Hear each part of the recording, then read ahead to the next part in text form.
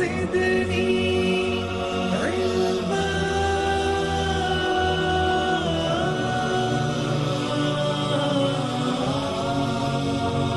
رب زدني علما.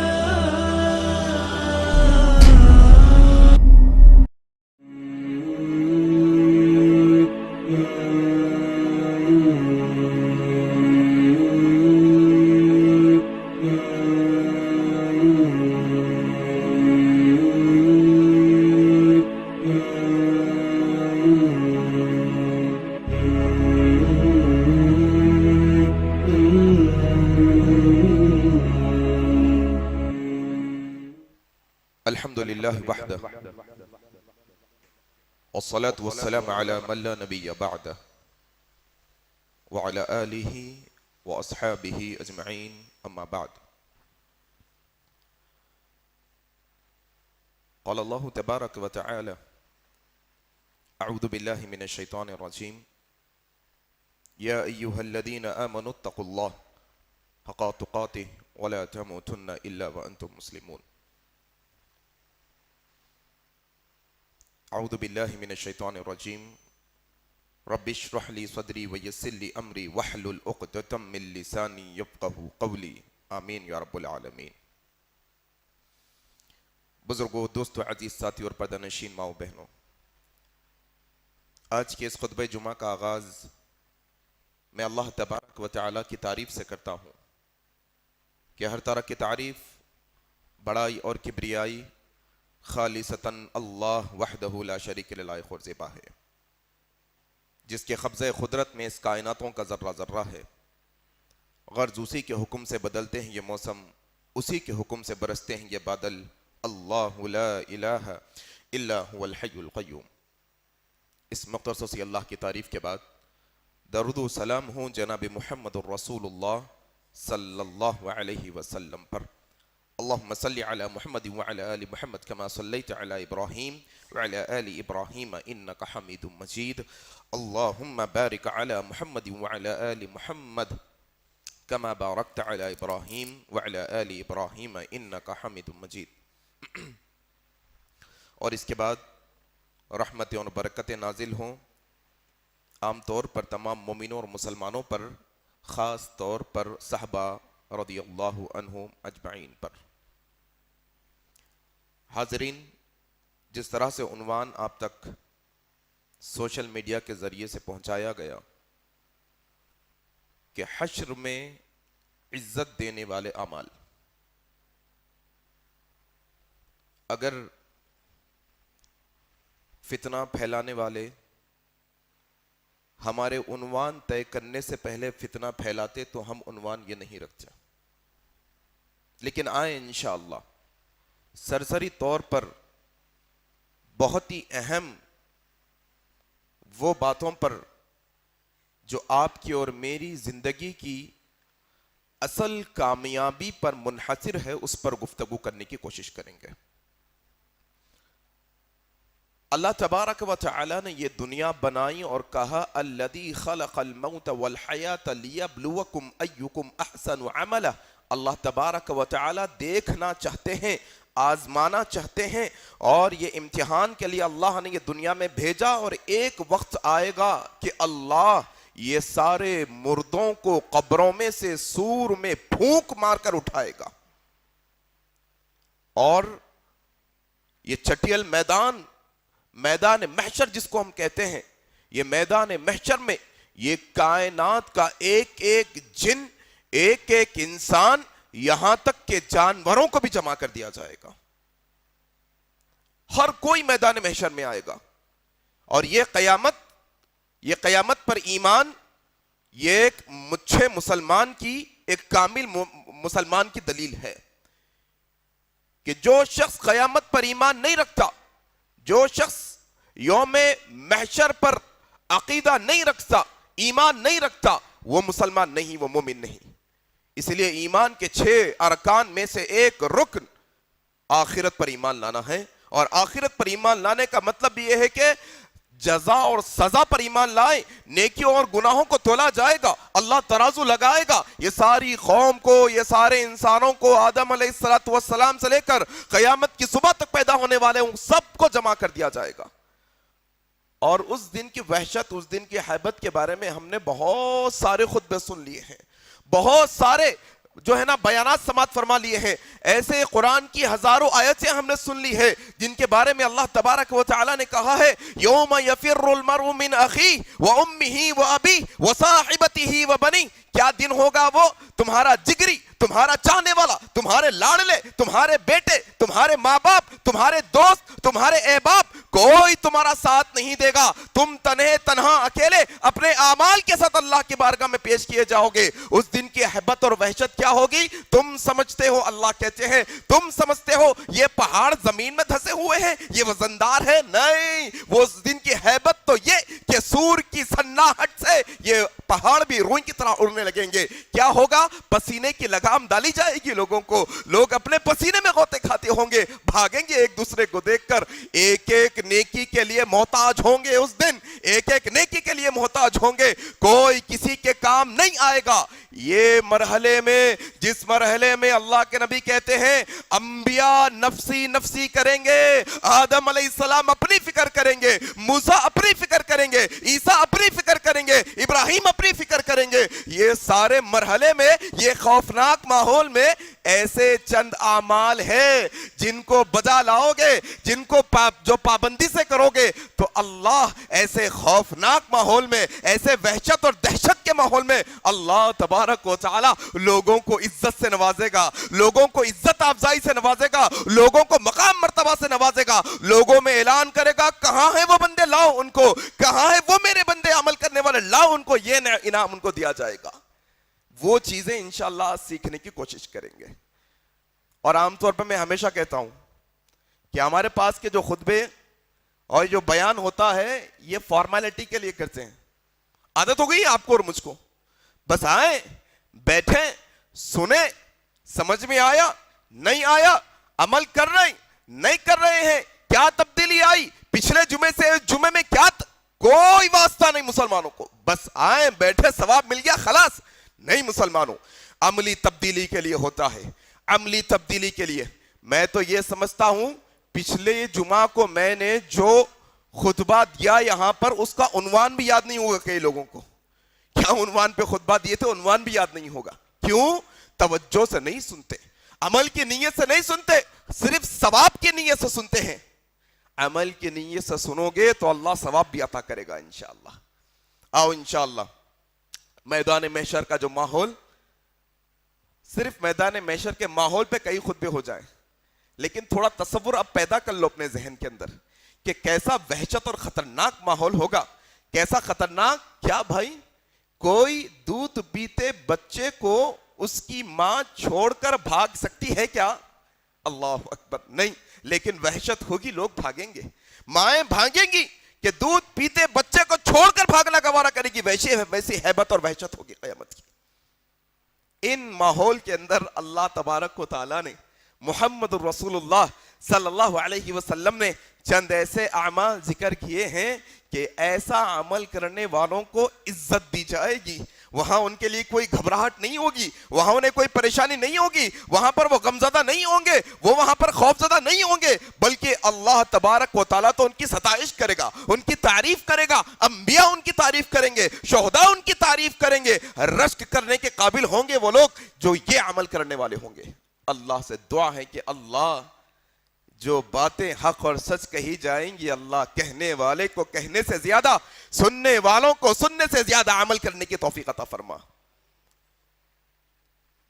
سب سے پہلا مرحلہ، یہ بنیادی بات خطبے کے شروع میں آپ کے سامنے رکھ رہا ہوں میں، بنیادی بات کہ ایک انسان کو آخرت کے دن جو چیز عزت افزائی کے لیے رکھی جائے گی، اس کے لیے ستائش کی جائے گی، اس کی تعریف کی جائے گی، اس کو خوف سے نکال کر، وحشت سے نکال کر، غم سے نکال کر خوشحالی کی طرف لے کے آئے گی۔ اللہ تبارک و تعالی سورہ نمل اس کی آیت نمبر 89 یعنی 89 میں کہتے ہیں، اعوذ باللہ من الشیطان الرجیم، من جاء بالحسنۃ فَلَهُ خَيْرٌ مِّنْهَا, جو کوئی نیک عمل لے کے اللہ کے پاس آئے گا, جو کوئی نیک عمل لے کے اللہ کے پاس آئے گا, فَلَهُ خَيْرٌ مِّنْهَا, اللہ اس سے بہتر بدلہ اسے دے گا. کیا بہتر بدلہ ہوگا اس کے لیے؟ سنو, اللہ کہتے ہیں وَهُم مِّن فَزَعٍ يَوْمَئِذٍ آمِنُونَ, اللہ سب سے پہلے ان کے دلوں سے وہ آخرت کے خوف کو نکال دے گا, امن اور سکون میں انہیں عطا کر دے گا. اللہ اکبر. کیا لانا ہوگا؟ نیک عمل لانا ہوگا. تم بھاگو دینار کے پیچھے, تم بھاگو درہم کے پیچھے, تم بھاگو دنیا کی چکا چوند کے پیچھے, تم بھاگو دنیا کی شہرت اور عزت کے پیچھے, تم بھاگو دنیا کے عیش و آرام کے پیچھے. نہیں, کام کیا آئے گا؟ اللہ تبارک و تعالیٰ کہتے ہیں وَمَنْ جَاءَ بِالْحَسَنَةِ, جو کوئی نیک اعمال لے کے آئے گا, فَلَهُ خَيْرٌ مِّنْهَا, اس کے لیے وہ نیکیوں سے بڑھ کر اللہ عطا کرے گا. کیا عطا کرے گا؟ اس کے دل سے وہ آخرت کے خوف کو نکال دے گا. اللہ اکبر. جہاں لوگ پسینے میں غوطے کھا کے پریشان, نیک عمل لانے والے پریشان نہیں ہوں گے. جہاں پر سوا نیزے پہ سورج گرمی کی تپش سے لوگ پریشان, اللہ تبارک و تعالیٰ کہتا ہے نیک عمل والے پریشان. چھوٹے سے چھوٹا نیک عمل چھوڑنا نہیں زندگی میں, یہ صحابہ کا عمل ہے. آج ہمارے پاس پریورٹیز ہے, نیکیوں کے معاملے میں پریورٹیز ہے ہمارے پاس. بڑی نیکی ہے تو کر لیتے, چھوٹی نیکی ہے تو چھوڑ دیتے. یاد رکھو لوگو, کل قیامت کے دن جس چھوٹی نیکی کو چھوٹی سمجھ کر چھوڑے ہو, یہی چھوٹی نیکی اللہ کی رحمت حاصل کرنے کا ذریعہ بنے گی. یاد رکھنا, نیک عمل کی طرف رغبت ہونی چاہیے. کیا نیک عمل کریں؟ اب اللہ کے نبی نے نیک اعمال کا تذکرہ کیا. وہ نیک اعمال جن کی وجہ سے اللہ قیامت کے دن وہ پریشانی کے ماحول میں بھی سکون عطا کر دے گا, وہ وحشت اور دہشت کے ماحول میں بھی اللہ اطمینان عطا کر دے گا. آؤ, سب سے پہلے بڑی مشہور حدیث ہے, بڑی مشہور حدیث, راوی حدیث حضرت ابو ہریرہ, صحیح بخاری کی روایت, بہت دفعہ ہم نے سنی ہے. کیا کہا میں نے؟ سننے کے عادی, سنانے کے عادی, سنانے والے سنانے کے عادی, سننے والے سننے کے عادی. سالوں سے سن رہے ہیں, برسوں سے سن رہے ہیں, دسیوں دفعہ یہ حدیث سن چکے ہیں. کیا کبھی شوق ہوا یہاں, کیا کبھی شوق ہوا کہ اللہ کے نبی نے یہ جو اعمال اس حدیث میں ذکر کیے ہیں, کیا ان عملوں میں سے ایک عمل اپنی زندگی میں لانے کی کوشش کروں؟ کیا ایک عمل پر عمل کرنے کی کوشش کروں؟ کیا مستقل طور پر ہمیشہ ہمیشہ کے لیے ان اعمال میں سے کوئی ایک عمل کو پکڑ لوں؟ انسان بہت ہی ناشکرا اور بے صبرا ہے. یہ اللہ کے نبی صلی اللہ علیہ وسلم کی صحیح بخاری کی روایت, راوی حدیث حضرت ابو ہریرہ, اللہ کے نبی صلی اللہ علیہ وسلم فرماتے ہیں کہ قیامت کے دن کوئی سایہ نہیں ہوگا سوائے اللہ کے عرش کے سائے کے. کوئی سایہ نہیں. کیوں؟ کل من علیہا فان. تم سمجھتے ہو 200 منزل کی عمارت بنائے, وہ فرشتے کی ایک پھونک میں چکنا چور ہو کے رہ جائے گی عمارت. تم سمجھتے ہو کہ بستیوں کے بستیاں ہم نے بنائی ہیں, بڑی بڑی عمارتیں ہم نے بنائی ہیں, ہاں بڑے بڑے مشنریز ہمارے پاس ہے, ایک سور کے جھٹکے میں سارا کا سارا تہس نہس کر دیا جائے گا. چٹیل میدان, کوئی سایہ نہیں ہوگا سوائے اللہ کے عرش کے سائے. راوی حدیث حضرت ابو ہریرہ کہتے ہیں اللہ کے نبی صلی اللہ علیہ وسلم نے فرمایا کہ اللہ 7 قسم کے لوگوں کو عرش کے سائے میں جگہ دے گا. کل صحیح احادیث میں 8 قسم کے لوگ ہیں جن کو اللہ عرش کے سائے میں جگہ دے گا. صحیح بخاری کی یہ روایت میں 7, ایک اور دوسری روایت میں ایک شخص کا ذکر ہے. کل 8 صحیح حدیث کے مطابق. ضعیف حدیثوں کو جوڑ لیں گے تو 40 کا ذکر ہوا ہے جن کو عرش کا سایہ ملے گا, لیکن صحیح ترین حدیث میں 8 لوگوں کا ذکر ہے. آؤ کون؟ امام عادل. نمبر 1, ایسا حکمران جو انسان پسند ہو, انصاف پسند ہو, ایسا حکمران. کون ہے بھائی امام عادل؟ یہ امام عادل سے کون مراد ہے؟ کیا کوئی پی ایم بن گئے, کوئی سی ایم بن جائے, یا کوئی M L A M P بن جائے تو ہی کیا؟ تو آؤ ابن حجر عسقلانی رحمہ اللہ کہتے ہیں امام عادل سے مراد وہ لوگ بھی ہیں جو حکومت کے اندر کسی بھی پوسٹ پر ہو. تم سی ایم پی ایم کے پوسٹ پہ ہو, M L A M P کی پوسٹ پہ ہو, معمولی محلے کے کونسلر کی پوسٹ پہ ہو, یا مسجد کے صدر کی پوسٹ یا سوسائٹی کے پریزیڈنٹ کی پوسٹ پہ ہو یا خاندان کے کوئی بڑے پوسٹ پہ ہو, کسی بھی ذمہ داری میں تم ذمہ دار ہو, یہ سارے کے سارے امام عادل آئیں گے. وہ لوگ بھی امام عادل میں شامل ہوں گے جو کسی دو مسلمان کے درمیان فیصلہ کرنے کے لیے مقرر کی گئے. دیکھو ان کا مسئلہ یہ, ان کا مسئلہ یہ. تمہارے سگے ہو, تمہارے چاہنے والے ہو, نہیں نہیں نہیں, یہاں خاندانی نہیں دیکھی جائے گی, رشتہ داری نہیں دیکھی جائے گی. یہاں کیا دیکھا جائے گا؟ یہاں پر انصاف دیکھا جائے گا. انصاف کے ساتھ تمہارے لیے انصاف کیا جائے گا. کیوں؟ اللہ عرش کا سایہ عطا کرے گا انصاف کے ساتھ فیصلہ کرنے والوں کے لیے, انصاف کرنے والوں کے لیے. ایک صحابی اللہ کے نبی کے پاس آئے, کہا یا رسول اللہ, یہ میرے گھر میں بیٹا ہوا ہے, میں نے بیٹے کو تحفے میں غلام عطا کیا ہے. کیا غلام عطا کیا ہے؟ اللہ کے نبی نے کہا کیا تم نے سب اولادوں کا ایسا کیا؟ نہیں یا رسول اللہ, صرف اس اولاد کو. کہا واپس لو, ایسی ناانصافی نہیں, اگر اس اولاد کو دیا تو ساری اولادوں کو دو. اللہ اکبر. انصاف کا پیمانہ یہ بنیادی مقصد ہے اسلام کے اندر, یاد رکھنا. کیسا انصاف؟ ایک عورت چوری کی, بڑی خاندان کی, کہا یا رسول اللہ ذرا بڑے خاندان کی, عزت والی. کہا اس کی بات کرتے ہو, اسلام میں انصاف کا پیمانہ کیا؟ فاطمہ بنت محمد بھی چوری کرے گی, اس کے بھی ہاتھ کاٹے جائیں گے. اسی لیے یہ انصاف کرنے والوں کے تعلق سے عبداللہ بن عمرو بن عاص رضی اللہ تعالیٰ عنہ سے روایت کرنا, صحیح مسلم کی روایت ہے, اللہ کے نبی صلی اللہ علیہ وسلم نے فرمایا انصاف کے ساتھ فیصلہ کرنے والوں کو اللہ تبارک و تعالی قیامت کے دن اپنے دائیں ہاتھ کے پاس, اپنے دائیں ہاتھ کے پاس اپنے بازو نور کے ممبروں پر بٹھائے گا لوگوں کے سامنے. اللہ اکبر. انصاف کے ساتھ فیصلہ کرنے والے یہ نور کے ممبروں پر ہوں گے. اور اسی طریقے سے حضرت عیاض رضی اللہ عنہ روایت کرتے ہیں, صحیح مسلم کی روایت ہے, اللہ کے نبی نے کہا 3 قسم کے لوگ جنتی ہے. اللہ کے نبی نے جنت کی بشارت دی, 3 قسم کے لوگ جنتی ہے. کون؟ وہ لوگ جو انصاف کرنے والے ہیں, انصاف کے ساتھ فیصلہ کرنے والے ہیں. دوسرے کون؟ وہ مسلمان اور رشتہ دار کے لیے نرم دل جو لوگ ہوتے ہیں, ان کے لیے جو ہے نا ہمیشہ اچھا چاہنے والے ہوتے ہیں, نرم خو, نرم دل, اچھی بات کرنے والے, آداب و اطوار میں نرم دل جو ہوتے ہیں, نرم دل لوگ مسلمانوں کے لیے, رشتہ داروں کے لیے جنت میں جانے والے ہیں. اور اللہ کے نبی نے کہا کہ کثیر اعیال, زیادہ اولادیں ہونے کے بعد بھی کسی سے مدد کا سوال نہ کرنے والے جنتی ہیں. اللہ اکبر. یہ انصاف کرنے والوں کا مقام کہ اللہ کے نبی نے انصاف کرنے والوں کو جنت کی بشارت دی قیامت کے دن. آج مسئلہ ہے نہیں ہمارے پاس, اپنا اپنا پرایا پرایا. اپنا بھائی غلطی کرا تو کوئی غلطی نہیں, دوسرے کا تھوڑا نظر اٹھا کے دیکھیں آنکھیں نکال لیں گے. اپنے کی غلطی کوئی غلطی نہیں, دوسروں کی غلطی نہ ہو تو بھی ڈھنڈورا پیٹ دیں گے. اللہ اکبر. لوگوں انصاف کا دامن تھمو, انصاف کا دامن پکڑو, یہ قیامت کے دن عزت بخشنے والے اعمال میں سے ہوگا. آؤ اس سلسلے میں ایک بہترین واقعہ آپ کو سنانے کی کوشش کرتا ہوں. عمر بن خطاب رضی اللہ تعالیٰ عنہ کے دور خلافت کے اندر ایک بادشاہ, کہاں کا؟ غسان کا بادشاہ.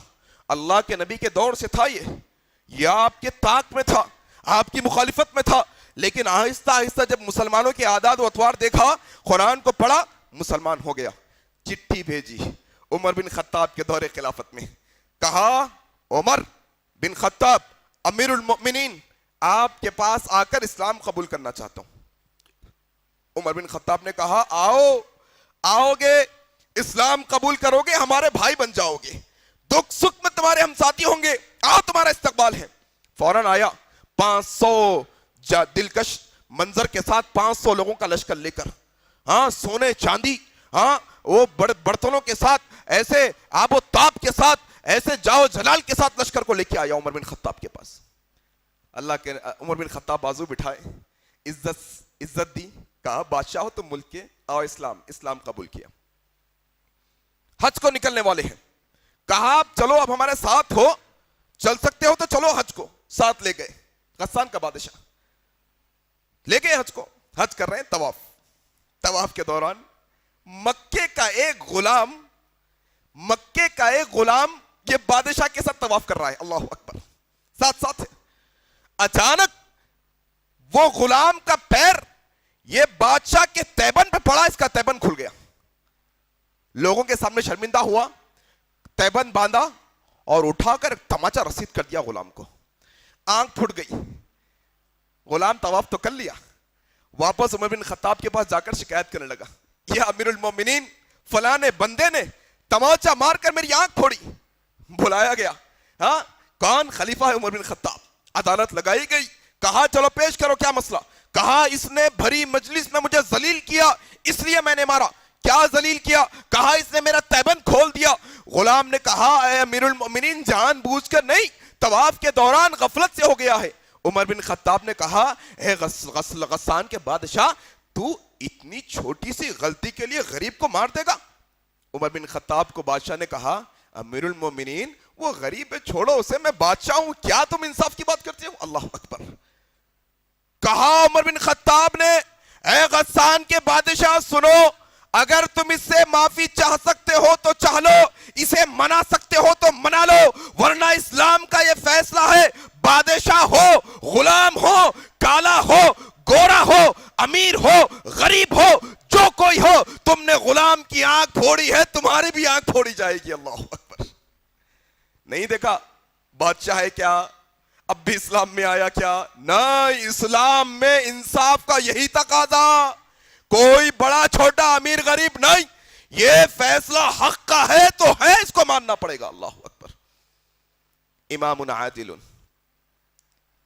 انصاف کرنے والا حکمران. دوسرا کون؟ وہ نوجوان جو اپنی جوانی کو عبادت میں گزارے. کیا نوجوانوں, کیا حال ہے, کیا حال ہے نوجوانوں کا, ذرا دیکھو. نوجوان کہتا ہے یہی تو عیش و عشرت کے دن ہے, یہی تو عیاشی کے دن ہے, اب نہیں گھومیں گے پھریں گے عیاشی کریں گے تو کب کریں گے؟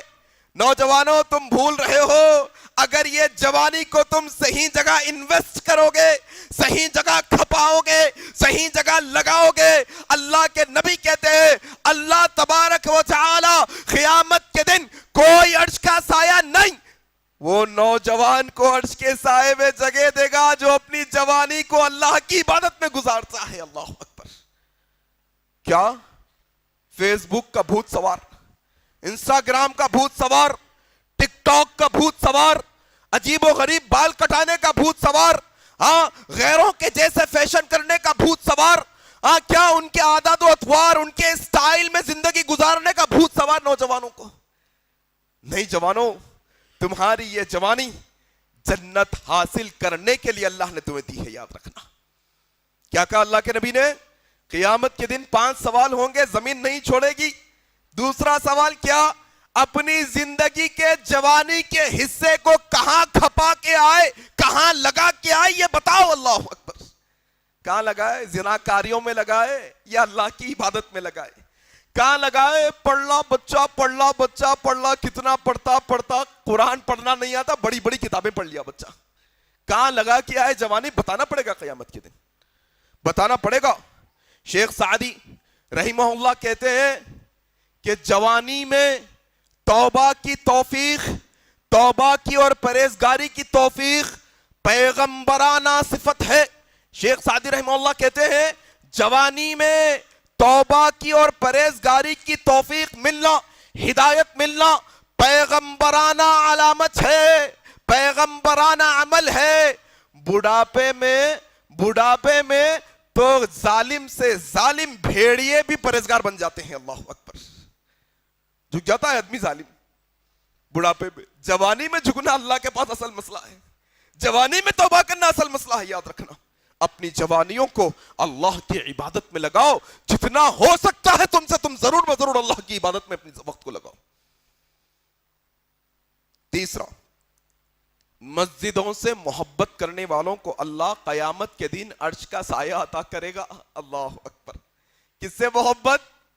مسجد جو ہمارے محلوں کے اندر کمان مینار بنی ہوئی جس میں سے اذان ہوتی ہے حی علی الصلاۃ, وہ مسجد کی بات کر رہا ہوں. آج کہاں مسلمان کا دل لگتا, کہاں دل لگانے جاتا مسلمان, کہاں کن کن چیزوں میں اس کا دل لگتا. تف ہے ایسی زندگیوں پر کہ جن کے دل مسجدوں میں نہیں لگتے. اللہ اکبر. وحشت کے مارے سلام پھیرتے ہی ایسا جیسے کانٹوں پہ بیٹھا ہے اٹھ کر چلا جاتا ہے. توفیق نہیں ہوتی مسجد میں بیٹھنے کی اس کو. میرے بھائی یہ عمل قیامت کے دن وہ گھبراہٹ کے وہ خوف کے ماحول میں اللہ کے عرش کے سائے میں جگہ دلانے کے لیے ذریعہ بنے گا کہ تم اپنے دلوں کو مسجد سے جوڑ لو. کیوں؟ آؤ سنو. حضرت ابو ہریرہ کہتے ہیں صحیح مسلم کی روایت, اللہ کے نبی صلی اللہ علیہ وسلم نے فرمایا جو اچھی طرح وضو کرے اور مسجد کو آ کر نماز ادا کرے, اچھی طرح وضو کرے اور مسجد کو آ کر نماز ادا کرے, مسجدوں سے دل لگانے, مسجدوں کی طرف چل کے آنے, کیا فضیلت دیکھو آپ. کہا اللہ کے نبی نے صحیح مسلم کی روایت, جو شخص اچھی طرح وضو کرے, مسجد میں آئے, نماز ادا کرے, اس کا چل کے آنا, ایک ایک قدم اٹھانا کہ ایک قدم کے بدلے میں اس کا ایک گناہ معاف کیا جاتا ہے, اس کے دوسرے قدم کے بدلے میں اللہ جنت میں ایک درجہ بلند کرتا ہے یہ بندے کا. اللہ اکبر. آج تو مسجد کو چل کے آنا نیا وتیرہ ہو گیا. آج کہاں جانا, گھر میں ہی پڑھ لی تو چلتا نا کا مسئلہ ہو گیا. چوطرف گھر میں پڑھ لی تو چلتا نا بھائی, نہیں, مسجد میں آنا, مسجد سے دل لگا کے رکھنا.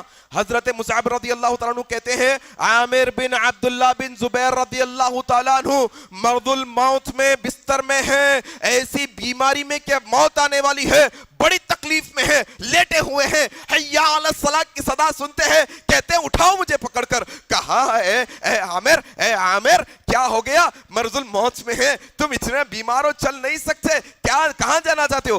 کہا اللہ کا داعی پکار رہا ہے, کیسے نہ جاؤں, اللہ کا داعی آواز دے رہا ہے, کیسے نہ جاؤں, اٹھاؤ مجھے. اٹھایا گیا, حضرت عامر بن عبداللہ بن زبیر رضی اللہ تعالیٰ عنہ کو اٹھا کر لے جایا گیا, مغرب کی نماز میں شامل ہوئے. اللہ اکبر. حضرت مصعب کہتے ایک رکعت پڑھ پائے, ایک رکعت پڑھ پائے, موت وہیں پر نماز میں ہو گئی. اللہ اکبر. کیا بہترین موت ہے دیکھو آپ. مسجدوں سے دل لگانے والوں کے لیے, مسجدوں سے محبت کرنے والوں کے لیے ایک پیغام. آج انسان گھر خریدتا ہے, زمین خریدتا ہے تو دیکھتا ہے ڈیولپمنٹ ہے کہ نہیں ہے, اسکول ہے کیا نہیں ہے, ہاسپٹل ہے کیا نہیں ہے, کتنا جو ہے وہاں پر جو ہے ترقی ہے, کتنی ویلیو ہے, ریسیل ملتا. مسجد نہ دیکھتا مسلمان. مسجد رہن دو, نکو رہن دو, کوئی لینا دینا نہیں ہے اس کو. کیا مسئلہ نہیں, مسجد نہیں تو نہیں, اس کا دل لگ جاتا نا بغیر مسجد کے بھی, عادت نہیں نا اس کو مسجد جانے کی. اللہ اکبر. میرے بھائی قیامت کے دن اگر تم اپنے دلوں کو مسجد سے لگاؤ گے, اللہ عرش کا سایہ عطا کرے گا. آؤ اسی طریقے سے میرے بھائی چوتھا ہے اللہ کی خاطر محبت کرنا. یہ ایک بڑا اہم مسئلہ ہے آج کے معاشرے میں, بڑا اہم مسئلہ. امت کو عقیدے کی تعلیم دی گئی جہاں تک دینا ہے, لیکن کہیں نہ کہیں اللہ سے محبت کا جو عقیدہ ہے اس کی تعلیم نہیں مسلمانوں کو. خاص طور پر اہل توحید کی بات کر رہا ہوں میں, اہل توحید کی بات کر رہا ہوں. آج ان کے یہ عقیدے میں بڑی کمزوری ہے کہ کیا الولا والبرا عقیدہ ہے یہ, لیکن سمجھ نہیں پایا انسان. اللہ کے نبی نے کہا اللہ کے لیے محبت کرنے والے, اللہ سے جدا ہونے والوں کے لیے اللہ قیامت کے دن جب کوئی سایہ نہیں ہوگا اللہ عرش کا سایہ عطا کرے گا. اللہ کے لیے محبت کرو. کئی کی محبت ہوتی, دوستی میں گھومنے پھرنے کی محبت, مالدار دوست ہے تو مال کی محبت, رشتہ داری ہے تو رشتہ داری کی محبت, بزنس ہے تو تجارت کی محبت, تعلیم ہے تو پڑھائی کی محبت. یہ سب محبت ہے, یہ سب محبت کے ذریعے ہے. نہیں, ایک انسان کو چاہیے کہ وہ اپنے بھائی سے صرف اللہ کے لیے محبت کرے. کیوں؟ آؤ سنو یہ حدیث. اللہ کے نبی جناب محمد رسول اللہ صلی اللہ علیہ وسلم فرماتے ہیں, ابو ہریرہ روایت کرتے ہیں صحیح مسلم کی روایت, قیامت کے دن اللہ اعلان کرے گا, اللہ اعلان کرے گا, کہاں ہیں وہ میرے عزت اور جلال کی وجہ سے محبت کرنے والے بندے, لاؤ انہیں نور کے ممبروں پہ بٹھاؤ یہاں پر میرے پاس. اللہ اکبر.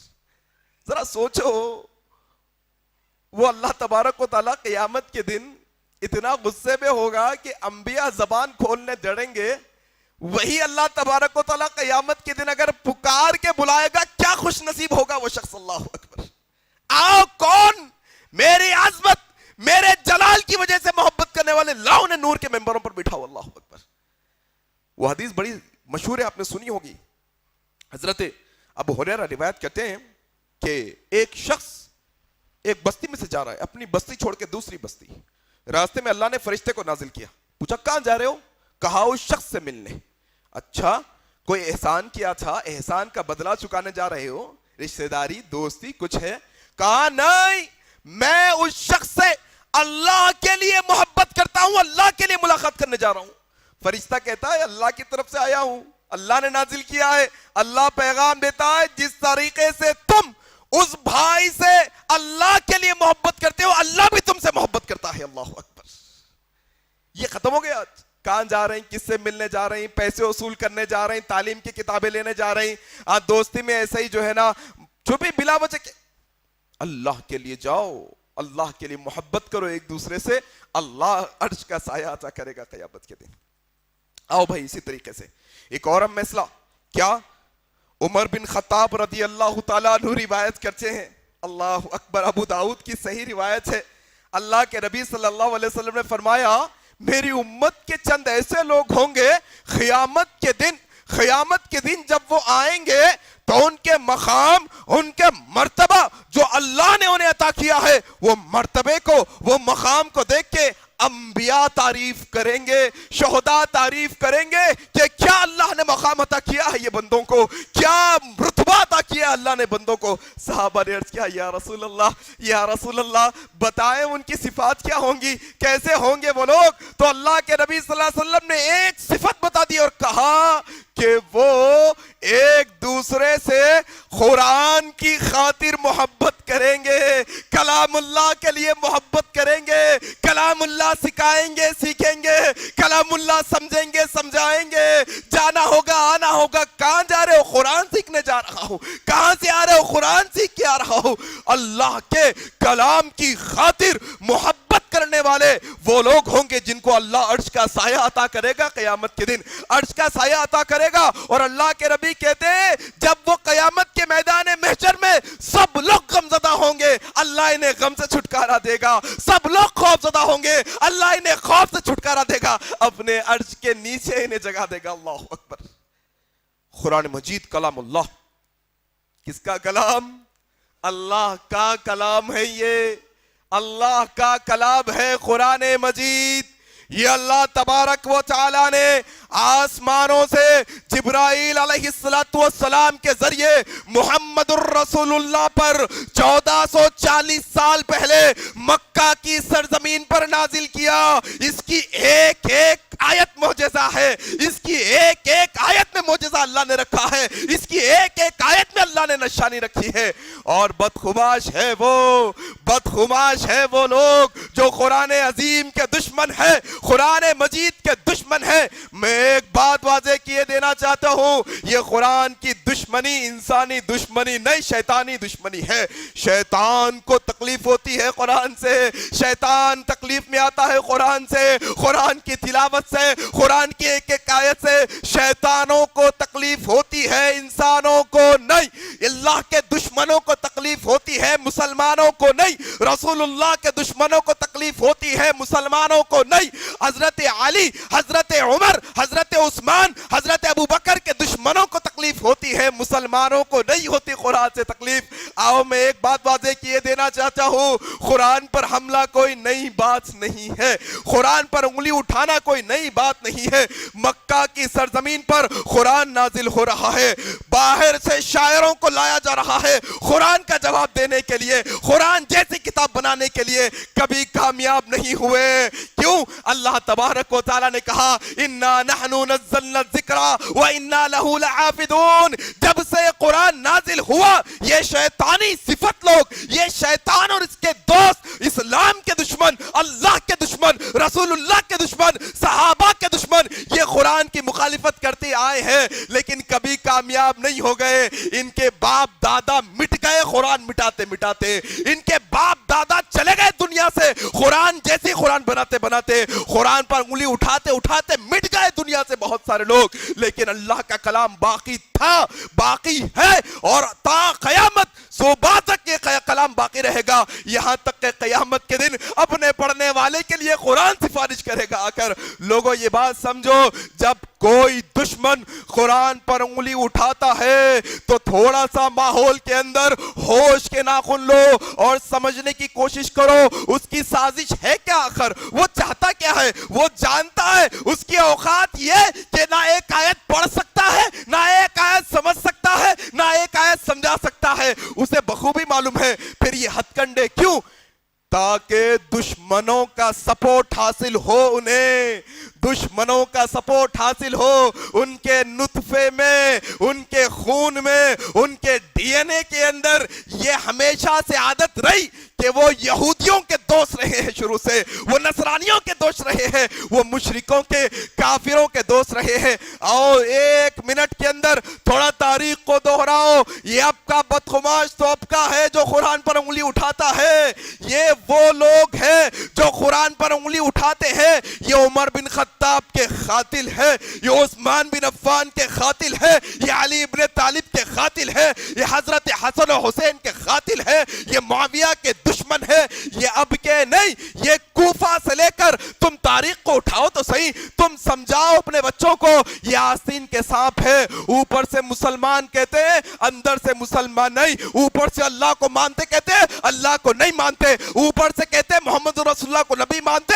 اندر سے نہیں مانتے. اوپر سے کہتے ہیں قرآن کو مانتے, اندر سے نہیں مانتے. یہ ایک ایک چیز باہر نکالیں گے. تاریخ کو دوہراؤ تم. عمر بن خطاب کی خلافت سے لے کے حضرت علی کی خلافت, کوفے کی سرزمین, کوفے کے اندر سازشیں رچی گئی. پھر تم بغداد کی تاریخ اٹھاؤ. تاتاری آئے, تاتاریوں کے ساتھ کس نے دیا؟ تھوڑا اٹھاؤ تاریخ کو. تم کوفہ سے تاریخ لے کر بغداد تک لاؤ, بغداد سے تاریخ لے کر آج کے عراق تک لاؤ, سیریا تک لاؤ. تمہیں بخوبی اندازہ ہو جائے گا کہ رافضی جو اپنے آپ کو رافضی کہتے ہیں, حقیقت میں یہ مسلمان نہیں ہے. اللہ کے کلام کا انکار کرنے والے, اللہ کے کلام کی ایک آیت کا بھی انکار کرنے والے مسلمان نہیں ہو سکتے. یہ چیز سمجھنے کی ضرورت ہے میرے بھائی. اب بار بار ان کا جواب نہیں, بلکہ ہمیں بھی ہوشیاری کے ساتھ, بڑی عقل مندی کے ساتھ, بڑی ترکیب کے ساتھ ہماری نوجوان نسل کو اس بات کے لیے تیار کرنا ہے کہ بیٹا ہم نے اپنے دشمنوں کو اپنی آستینوں میں پالا ہے. ہمارے اپنے آستینوں میں دشمن پل رہے ہیں. نام مسلمانوں کا ہے لیکن نام حقیقت میں مسلمان نہیں. عراق کی بات کر رہا تھا نا, ہم لوگوں کا بڑا عجب مسئلہ ہے بھائی. مسلمان ابھی وہ قرآن پہ انگلی اٹھایا اس کے پیچھے پیچھے بھاگنا شروع کر دیتے. نہیں, اس کی کوئی اوقات ہی نہیں کہ اس کا جواب دیا جائے.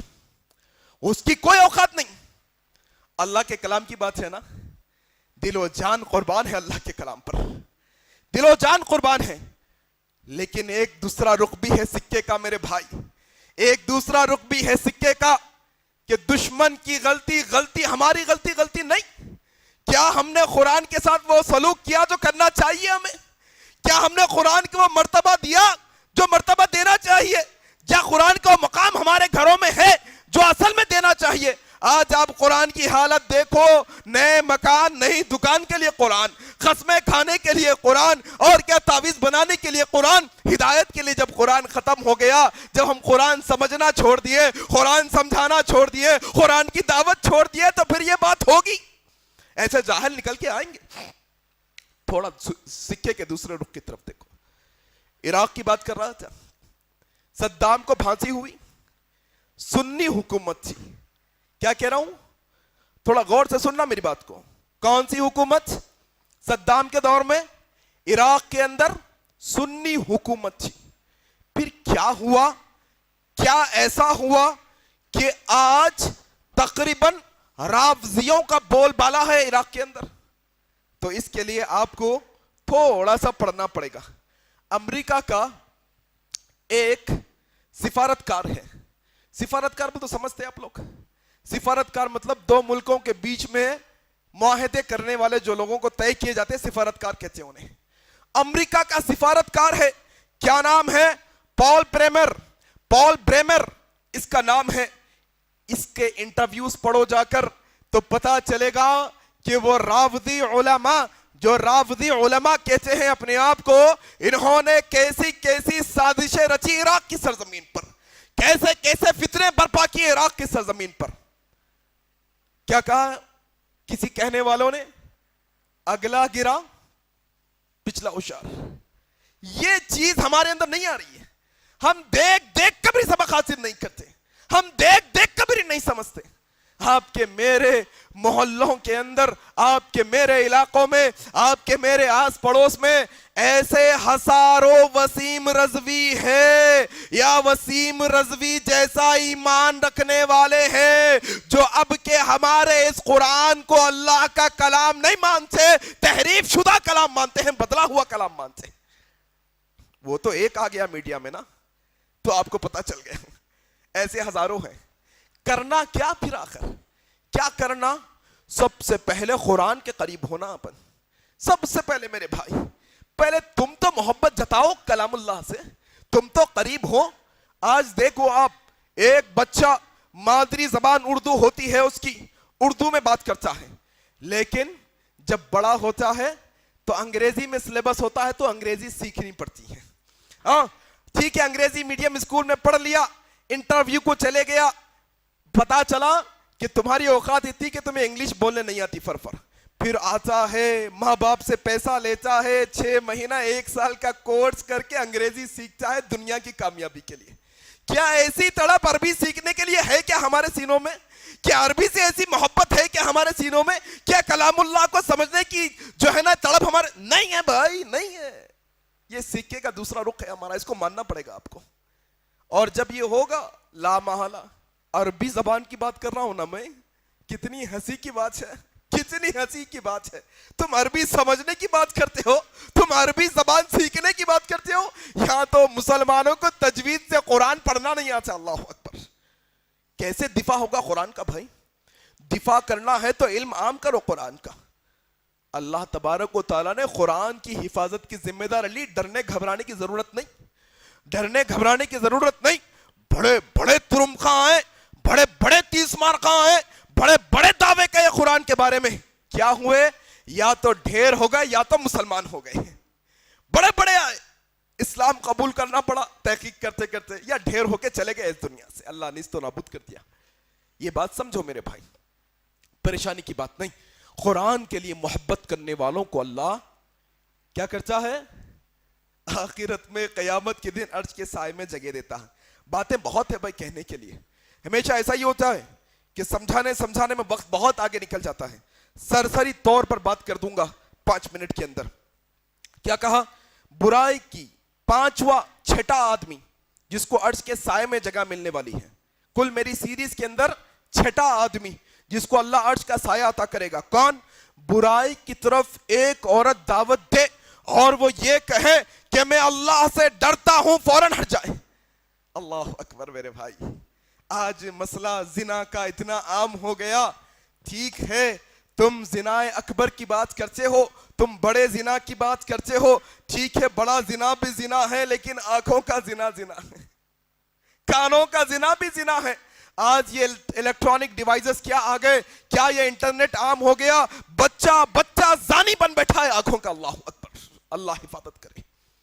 ابن سیرین رحمہ اللہ, امام ابن سیرین رحمہ اللہ بڑے خوبصورت نوجوان عالم دین تھے.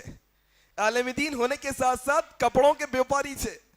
اپنے کندھے پر کپڑوں کی کٹھری اٹھا کر گلی گلی پھر کر کپڑا بیچا کرتے تھے. امام ابن سیرین کی بات کر رہا ہوں.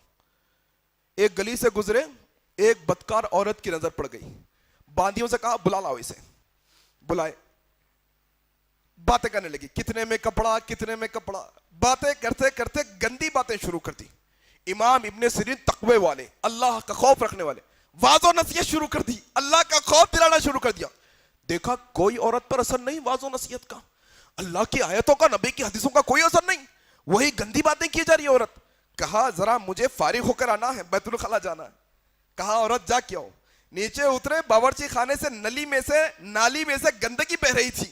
ساری گندگی کو جسم پہ لیپ لیا, عورت کے سامنے آ کے کھڑے ہو گئے. اللہ اکبر. عورت نے کہا چلے جاؤ چلے جاؤ. دیکھا آپ نے یہ ہمارے ائمہ کا کردار کہ اگر ایک عورت بلا بھی رہی ہے، گندی بات کر بھی رہی ہے، ایک مسلمان کا یہ معامل ہوتا ہے کہ وہ اپنے آپ کو اللہ کے خوف سے بری نہیں کرتا، اللہ کے خوف کو اپنے سینے میں جگا کر وہ گندگی سے بچ کر باہر نکل جاتا ہے۔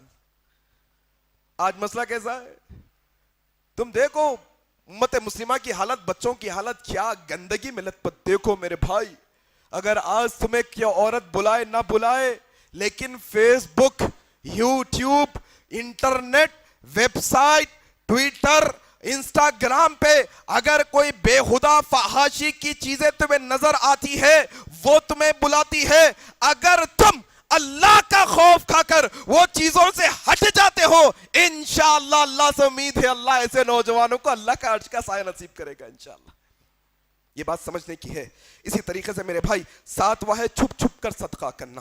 چھپ چھپ کر صدقہ کرنا بھی بڑی بہترین عادت ہے۔ ایک ہاتھ سے خرچہ کرو، دوسرے ہاتھ کو پتہ نہ چلے، ایسا خرچہ کرو لوگوں کو معلوم نہ ہو کہ ایسے شخص کو اللہ عرش کا سایہ عطا کرے گا۔ ابو ہریرہ کہتے ہیں، صحیح بخاری کی روایت، اللہ کے نبی نے کہا ایک شخص نے صدقے کی نیت کی اور رات کو کہا کہ آج رات کو صدقہ کروں گا، پیسے لیے، اندھیرے میں ایک کسی کے ہاتھ میں پیسے رکھ دیے اور آ گئے۔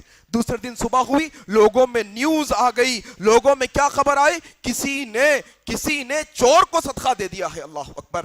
دوسرے دن کہا اللہ کا شکر ہے آج رات کو بھی صدقہ کروں گا، وہ شخص پھر نکلا صدقہ کرنے، اندھیرے میں کسی کو پتا نہیں، ایسے ہی ایک شخص کے ہاتھ میں رکھ دیا گیا۔ دوسرے دن خبر آئی کسی نے بدکار عورت کو صدقہ کر دیا۔ تیسرے دن اس نے کہا ماشاءاللہ میں پھر آج صدقہ کروں گا، پھر رات کو نکلا صدقہ ایسا ہاتھ میں دیا اور آ گیا۔ لوگوں میں خبر مشہور ہوئی دوسرے دن کہ کسی نے مالدار کو صدقہ دے دیا۔ یہ شخص کہہ رہا ہے یہ کیا ہو گیا میرے ساتھ؟ چور کو صدقہ چلے گیا، بدکار کو صدقہ چلے گیا، ہاں، اور کیا مالدار کو صدقہ چلے گیا؟ سو گیا، رات کو خواب میں کیا دیکھتا ہے؟ ایک شخص آیا اور کہنے لگا تم نے چور کو صدقہ دیا، ہو سکتا ہے وہ تو چوری کرنا چھوڑے تمہارے مال سے کاروبار شروع کر لے۔ تم نے بدکار کو صدقہ دیا ہے، ہو سکتا ہے وہ ان میں گزارا کرے، بدکاری سے وہ بچ جائے۔ تم نے مالدار کو صدقہ دیا ہے، وہ اس سے عبرت حاصل کرے، وہ بھی صدقہ کرنا والا بن جائے۔ یہ نیت ہوتی ہے چھپا کر صدقہ کرنے کی، کہ اللہ اخلاص کی وجہ سے صحیح ڈائریکشن دے دیتا ہے صدقے کو، کہ کام پہنچانا ہے، دل میں اچھی نیت اگر ہو، چھپا کر صدقے کرنے کی نیت ہو۔ اسی طریقے سے میرے بھائی، صحیح مسلم کے اندر بڑا لمبا واقعہ ہے۔ راوی حدیث حضرت ابو ہریرہ کہتے ہیں ایک شخص ایک جنگل میں سے جا رہا تھا، اچانک بادل پھٹا، بادل میں سے آواز آئی کہ اے بادل فلاں شخص کے باغ میں جا کر برس۔ کیا دیکھا؟ بادل پھٹا، پانی نکلا، باریک باریک نالیاں بنی اور وہ پانی بہنے لگا۔ میں بھی پانی کے پیچھے پیچھے ہو لیا، کیا دیکھتا ہوں ایک شخص باغ میں اپنا کام کر رہا ہے، یہ سارا پانی اس کے باغ میں داخل ہو گیا۔ وہ شخص باغ میں داخل ہو کر کہنے لگا کیا کرتے ہو بھائی، کیا کرتے ہو؟ میں نے دیکھا بادل میں سے تمہاری آواز آئی، کیا نام ہے تمہارا؟ اس نے کہا میرا یہ نام ہے۔ ہاں یہی نام میں نے سنا بادل میں سے، کیا عمل کرتے ہو؟ کہا باغ میں سے جب پھل نکلتے ہیں اس کا ایک حصہ صدقے کے لیے رکھ دیتا ہوں، ایک حصہ اہل و عیال کے لیے، دوسرا حصہ کاروبار کے لیے رکھتا ہوں۔ اللہ اکبر۔ صدقہ یہ کہ اللہ آنن فارن غیب سے مدد کرتا ہے صدقہ کرنے والوں کے لیے۔ بہت باتیں صدقے کے تعلق سے، کرو صدقہ، یہ بیماریوں کو دور کرتا ہے، کرو صدقہ، یہ بڑی طاقتور چیز ہے، یہ اللہ تبارک و تعالیٰ کے عرش تک پہنچنے والی چیز ہے، صدقہ چھپ چھپا کر۔ اسی طرح سے میرے بھائی، تنہائی میں اللہ کے خوف سے رونے والے اللہ کے عرش کے سائے میں ہوں گے۔ تنہائی میں، تنہائی کا بڑا کٹھن مسئلہ ہے، جانتے ہیں آپ؟ تنہائی کا مسئلہ، انسان اللہ کا خوف، اللہ کا ڈر سب کچھ بھلا بیٹھتا ہے تنہائی میں۔ کون دیکھنے والا ہے؟ کون دیکھنے والا ہے؟ اللہ اکبر۔ نہیں میرے بھائی، تنہائی، خلوت بڑی اہم چیز ہے۔ جن کی خلوتیں پاک ہوتی ہیں ان کی جلوتیں بھی پاک ہوتی ہیں، یاد رکھنا۔ یہ بات سمجھنے کی کوشش کرو اور تنہائی میں اللہ کے ڈر سے آنسو بہاؤ، یہ اللہ کے عرش کا سایہ ملنے کے لیے ہمارے لیے ذریعہ بنیں گے۔ اسی طریقے سے اللہ کے نبی صلی اللہ علیہ وسلم نے کہا کہ وہ آنکھیں جہنم نہیں دیکھیں گی جو اللہ کے ڈر کی وجہ سے روتی ہیں۔ اور اسی طرح حضرت ثوبان کہتے ہیں ابن ماجہ کی روایت، اللہ تبارک و تعالی قیامت کے دن ایسے شخص کو لائے گا جس کی نیکیاں پہاڑوں کے برابر ہوں گی، رشک کریں گے لوگ پہاڑوں کی نیکیاں دیکھ کر۔ اللہ کے نبی کہتے ہیں اللہ تعالیٰ وہ پہاڑوں چمکدار نیکیوں کو دھول بنا کر اڑا دے گا۔ اللہ اکبر، پہاڑوں جتنے نیکیوں کو دھول گرد بنا کر اڑا دے گا۔ صحابہ نے پوچھا یا رسول اللہ کیا ہوگا، کیوں، کیا وجہ، کیا مسئلہ ہے؟ کہا کہ یہ وہ لوگوں کی نیکیاں ہوں گی جو لوگوں کے ساتھ ہوتے ہیں تو نیک ہوتے ہیں، نمازیں پڑھتے ہیں، روزہ رکھتے ہیں، قرآن پڑھتے ہیں، لیکن ان کی تنہائی میں جب تنہائی کو پا لیتے ہیں تو اللہ کی حرام کردہ چیزوں کو اپنا لیتے ہیں۔ اللہ اکبر، تنہائی میں اللہ کا خوف رکھنا۔ اسی طریقے سے میرے بھائی تنگ دست یعنی جو غریب ہے، جس کا کوئی پرسان حال نہیں ہے، اس کو مہلت دینا۔ عبداللہ بن مسعود رضی اللہ عنہ روایت کرتے ہیں، صحیح مسلم کی روایت ہے، اللہ کے نبی صلی اللہ علیہ وسلم نے فرمایا ایک بندہ ایسا اللہ کے پاس آیا جس کے اکاؤنٹ کے اندر ایک نیکی کے علاوہ کوئی نیکی نہیں تھی۔ ایک ہی نیکی وہ بندے کے پاس، کوئی اور نیکی نہیں۔ کیا نیکی تھی؟ کہ وہ تنگ دستوں کو ڈھیل دیا کرتا تھا، تنگ دستوں کے قرض کو معاف کیا کرتا تھا، وہ لوگوں کے ساتھ عفو اور درگزر کا معاملہ کرتا، معاف کیا کرتا تھا۔ اللہ کے نبی صلی اللہ علیہ وسلم کہتے ہیں جب فرشتے اس سے کہتے اے اللہ یہ بندے کے پاس صرف ایک ہی نیکی ہے معاف کرنے کی، یہ لوگوں کے قرض کو معاف کرتا تھا، تو اللہ تبارک و تعالیٰ کہتا ہے ہم زیادہ حقدار ہیں معاف کرنے کے، جاؤ اس کے سب گناہوں کو معاف کر دو۔ اللہ اکبر، عرش کے سائے میں جگہ ملے گی ایسے بندوں کو جو لوگوں کو قرض دیتے ہیں، قرض میں رعایت کر دیتے ہیں، قرض میں معافی کر دیتے ہیں، ٹائم میں مہلت دے دیتے ہیں، ایسے لوگوں کو اللہ عرش کا سایہ عطا کرے گا۔ اسی طریقے سے اللہ کے نبی صلی اللہ علیہ وسلم کی ایک اور حدیث آپ کے سامنے رکھتا ہوں اور بات ختم کرنے کی کوشش کروں گا۔ کیا ایک اور شخص ہے جس کو اللہ عرش کا سایہ عطا کرے گا؟ کون ہے وہ؟ اچھے اخلاق والے ہیں۔ اچھے اخلاق والوں کو بھی اللہ تبارک و تعالی نبی کی صحبت عزت دینے والے اعمال میں سے ایک عمل اچھے اخلاق ہے۔ اللہ قریب رکھے گا نبی صلی اللہ علیہ وسلم کے جن کے اخلاق اچھے ہیں۔ راوی حدیث حضرت جابر ہے، ترمذی کی صحیح روایت ہے، اللہ کے نبی صلی اللہ علیہ وسلم نے فرمایا کہ قیامت کے دن میرے سب سے زیادہ قریب اچھے اخلاق والے ہوں گے۔ یاد رکھنا، تم نمازی، تم پرہیزگار، تم تلاوت کرنے والے، ہاں تم روزہ رکھنے والے، تم حج اور عمرے کرنے والے، سب کچھ ہوں گے تم، اگر تمہارے اچھے اخلاق نہیں تو نبی کی قربت حاصل نہیں۔ اگر تم یہ سب کرتے ہوئے اپنے اخلاق کو درست کر لو گے تو انشاءاللہ قیامت کے دن وہ پریشانی کے ماحول میں تمہارے پڑوسی نبی صلی اللہ علیہ وسلم بنیں گے انشاءاللہ۔ چند باتیں میں نے آپ کے سامنے رکھی، اللہ سے دعا ہے کہ اللہ تبارک و تعالی ہمیں عمل کرنے کی توفیق عطا فرما۔ اللہ تبارک و تعالی جو اعمال کا ہم نے ذکر کیا ہے، جس کے ذریعے سے تو عرش کا سایہ عطا کرتا ہے، اللہ ان لوگوں میں سے ہمیں بنا دے، اللہ ان لوگوں میں سے ہمیں بنا دے، ان لوگوں میں سے ہمیں بنا دے جن کو عرش کا سایہ ملے گا۔ اللہ ہم تیرے رحمت کے امیدوار ہیں، اللہ ہم پر رحم فرما، جو کوئی بیمار حال ہے ان کی بیماری کو دور فرما، جو کوئی پریشان حال ہے ان کی پریشانی کو دور فرما۔ اللہ جب تک زندہ رکھ، اسلام پر زندہ رکھ، جب ہماری موت آئے تو اسلام پر آئے۔ سبحانک اللہم و بحمدک اشہد ان لا الہ الا انت استغفرک و اتوب الیک، والسلام علیکم ورحمۃ اللہ وبرکاتہ۔ مزید علماء اور مقررین کے بیانات سننے کے لیے ہمارے YouTube چینل کو سبسکرائب کیجیے۔ جزاک اللہ۔